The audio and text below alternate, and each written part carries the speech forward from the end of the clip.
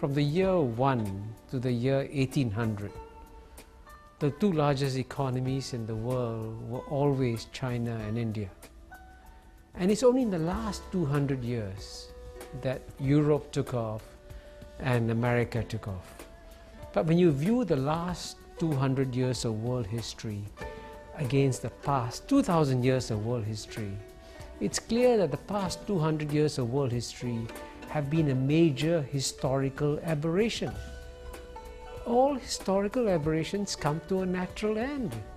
So we should not be surprised that it is Asia's time, because it has been Asia's time for most of the past 2,000 years, and it's a natural recurrence that's happening.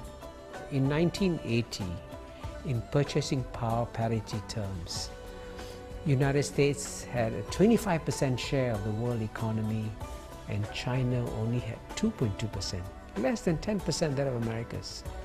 But come 2017, 2018, United States share is going to go down to 17.6%, and China's share is going to rise to 18%. So in purchasing power parity terms, America will be number 2 a few years from now, and in nominal terms within a decade or so.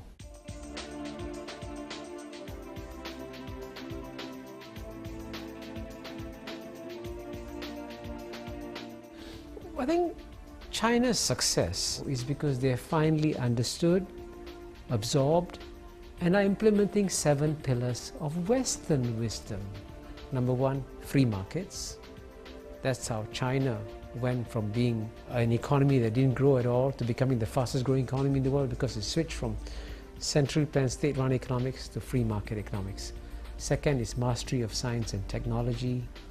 Third is the culture of pragmatism. Fourth is a meritocracy, where you select the best and the brightest to run countries and organizations. The 5th pillar is culture of peace. The 6th one is rule of law. And the 7th and most obvious one is education. But I think China is also succeeding because it has an ancient culture. I know that people in the West are very worried and will think, my God, the Asians are going to dominate the world.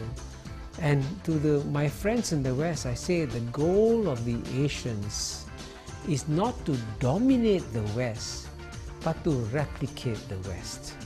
To have the same kind of comfortable, peaceful, prosperous, middle-class societies.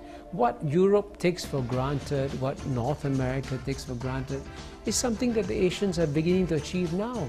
The Chinese middle class may not necessarily have this wonderful suburban home, a two-car garage, which is what you have in America.